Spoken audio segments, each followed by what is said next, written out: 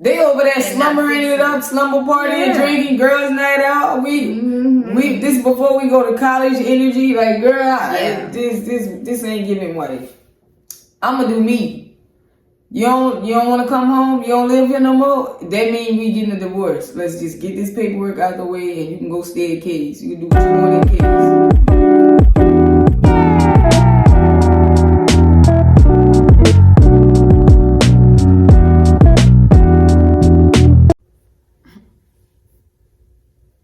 Alright guys, welcome back to Vaughn and Ruby Reacts. Hey guys, I'm Ruby.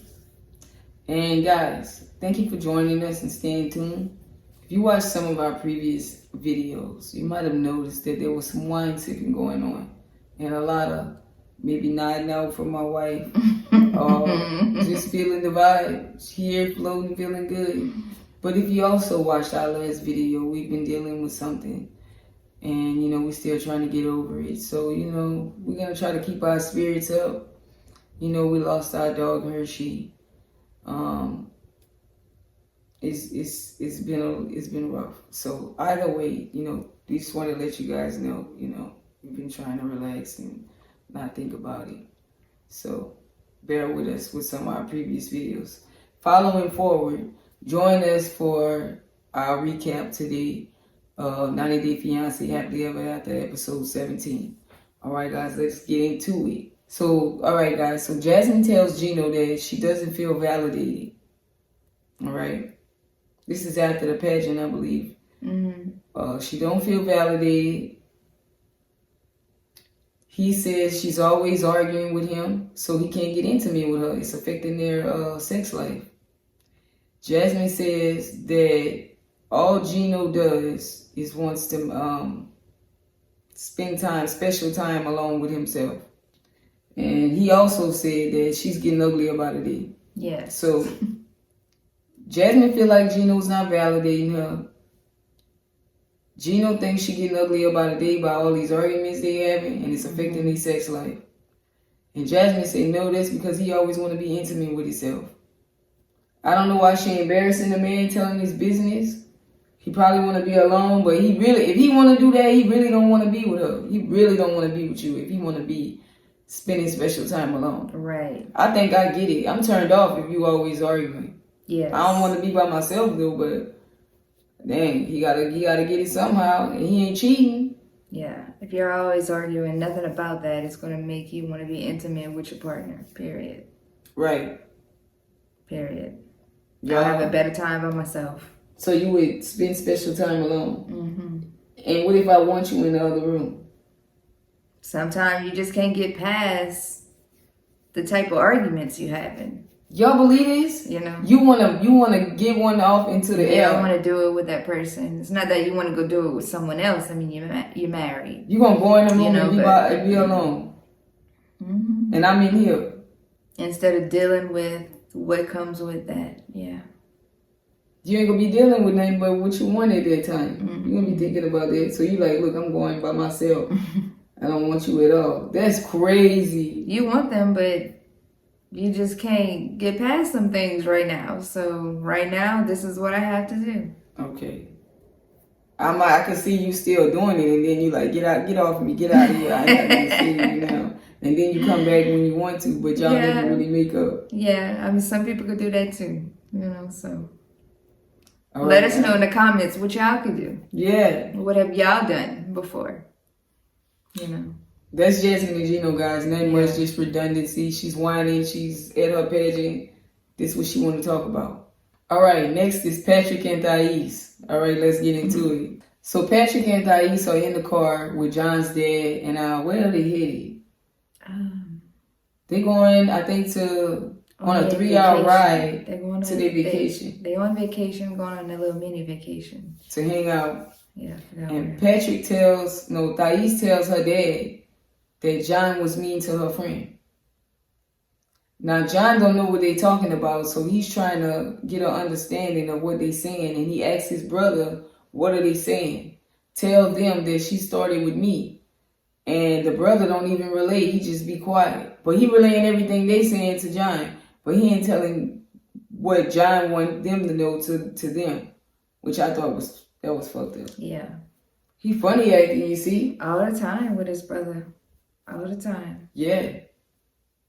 That's like, I'm trying to tell them what happened and you ain't even trying to look out for me and just say my side. Mm-hmm.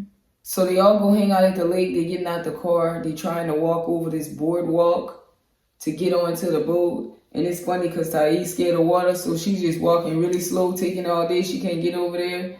The dad and John go up. The dad thinks, well, Carlos thinks John is cool. John offers him a beer and they go off and they hang out and they vibing and bonding. Mm-hmm. And Carlos kind of feel like, I wish your brother would like be this way with me and just reach out. He ain't even trying. He acting scary, Carlos feels like John is cool because John is always next to him when they walking, when they going somewhere, when they doing something. He's always being cool with him, offering him a beer, trying to talk to him. So he thinks he's genuine. Patrick ends up asking, they go back to the boat, and Patrick ends up asking the dad, do he want to go jet skiing? And the dad says no. And Patrick asks him other things that he like to do, and the dad's just like, nah, I don't want to do it. So that's kind of how that went. Patrick wasn't understanding why Carlos was bonding more with his brother John than him. I just feel like because John was acting more natural, he was acting more cool. Yeah. You down there with your girlfriend acting scary. Right. Doing, I don't know. Not even trying to talk to him.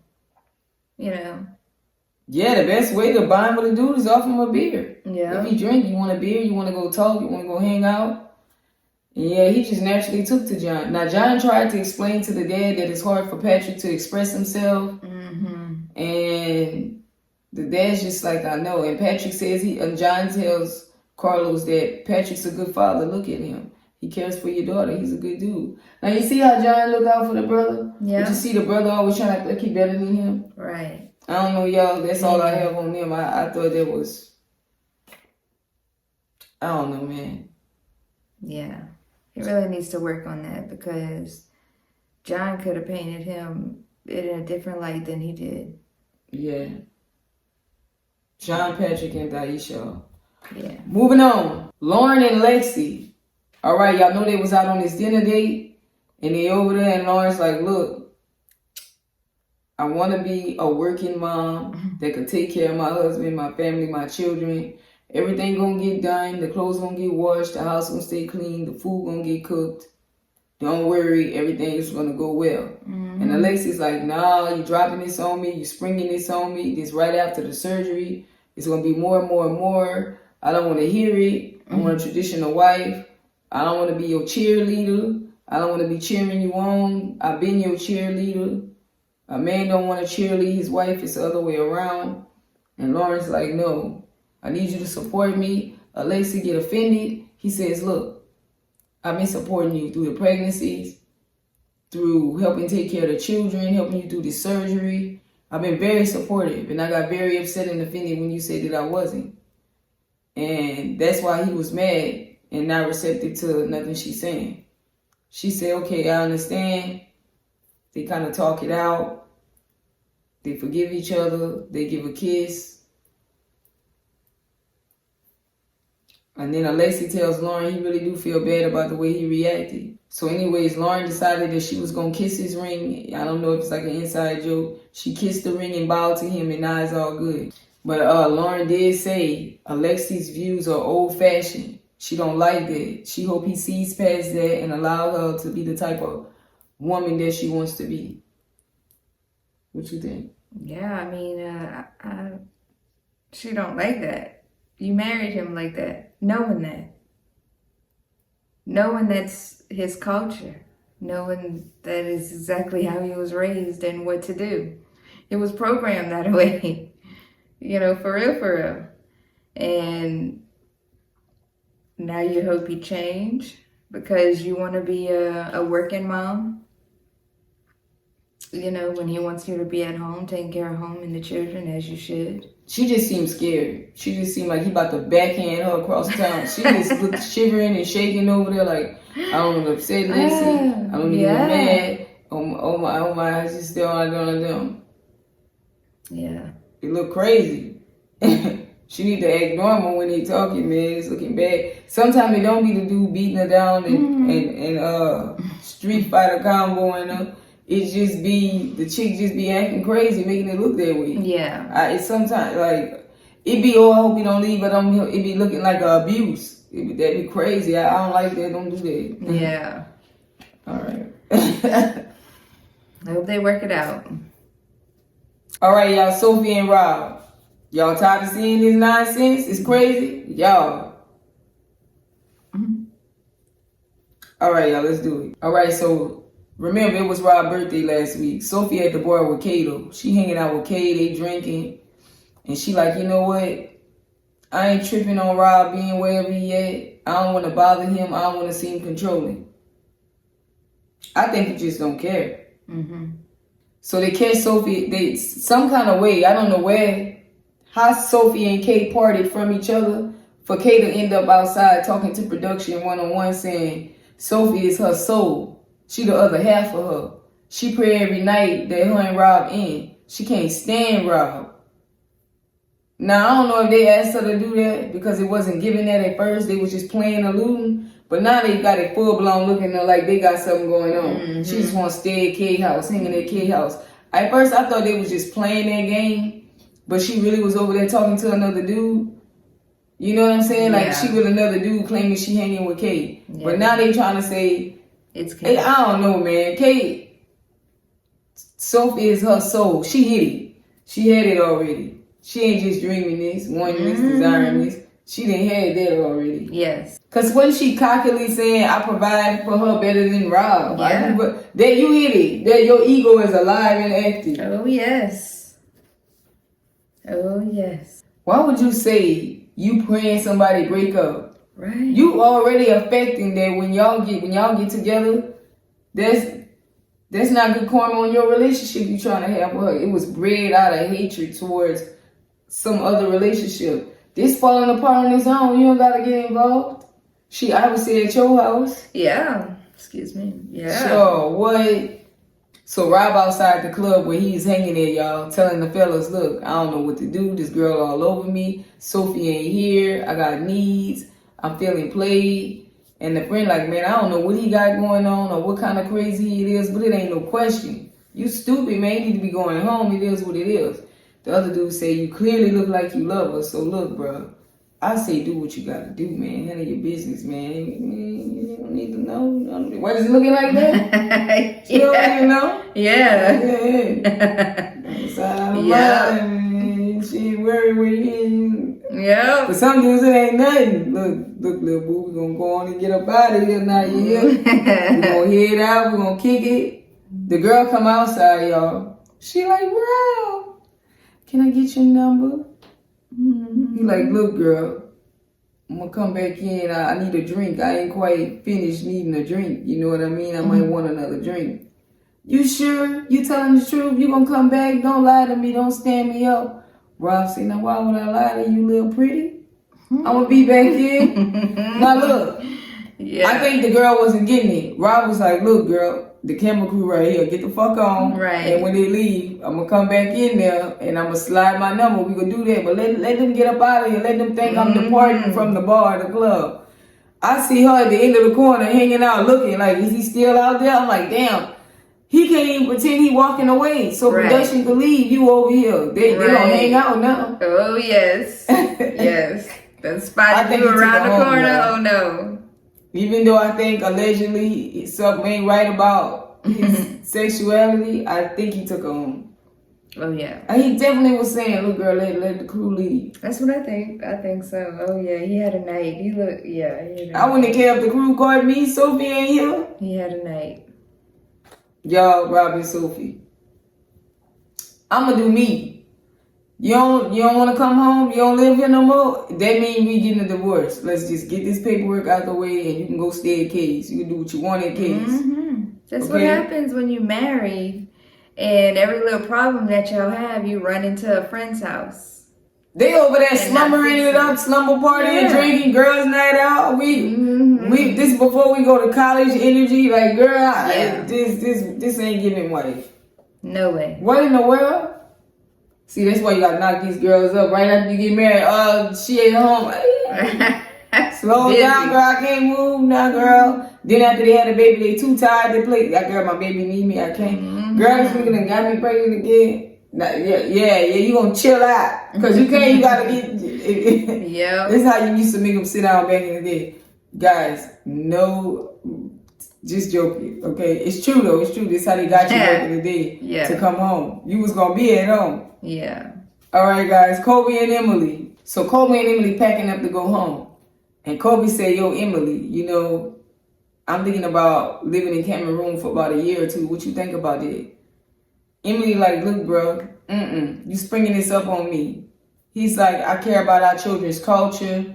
Them growing up with their cousins, the way of life. It's more affordable out here. Our money could go a long way. It's expensive in America." I get what he's saying because people doing that now. They're using the U.S. currency over there.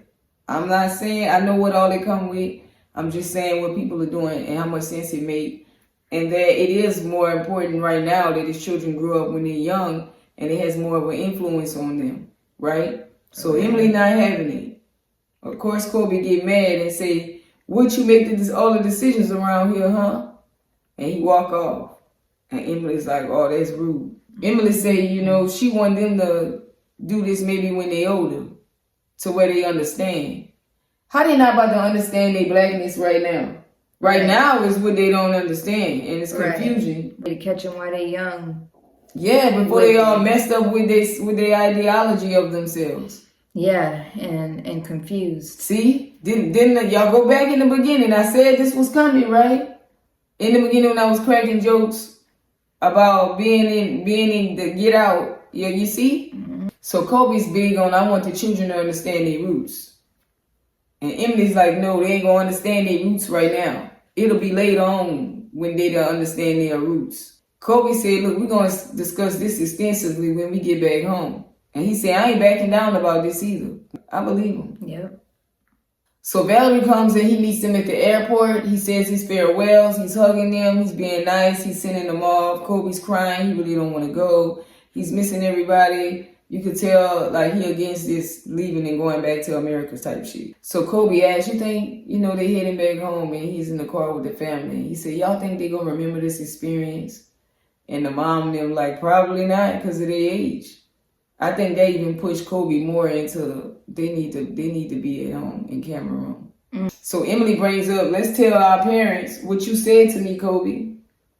Let's tell them how you thinking about living in Cameroon.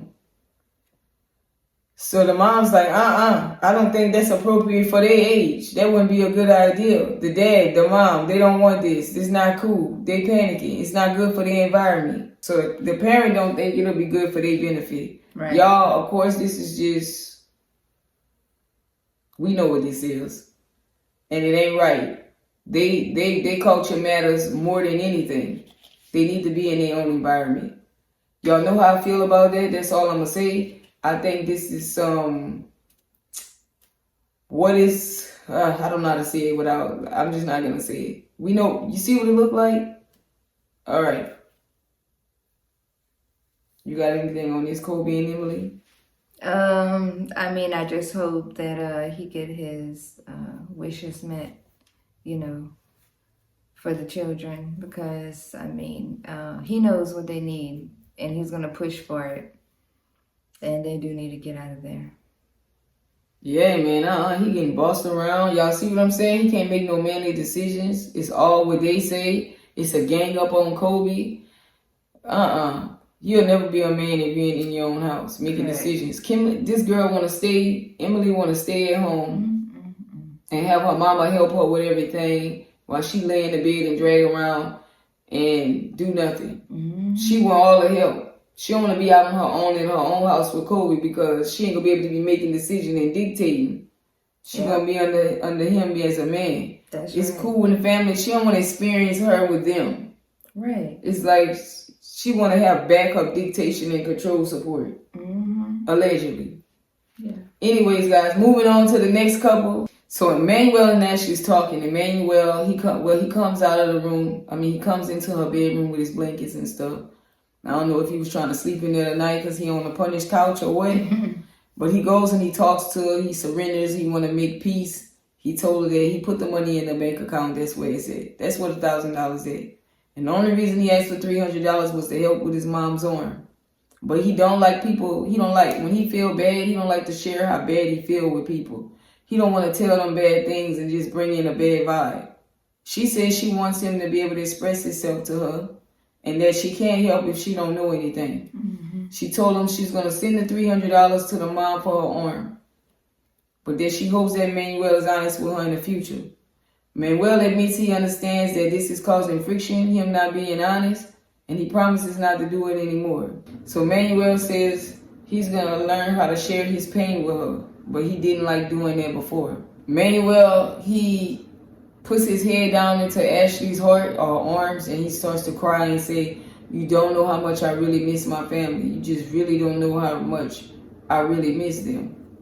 Yeah, now he feels alone, and his children, you don't see them. Yeah.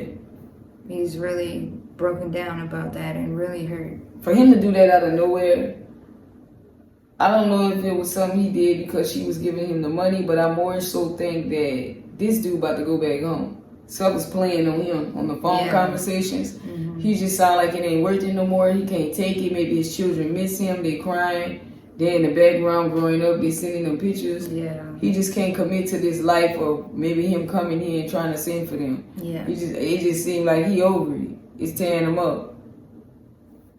Yeah. So who knows? We got to stay tuned. Right.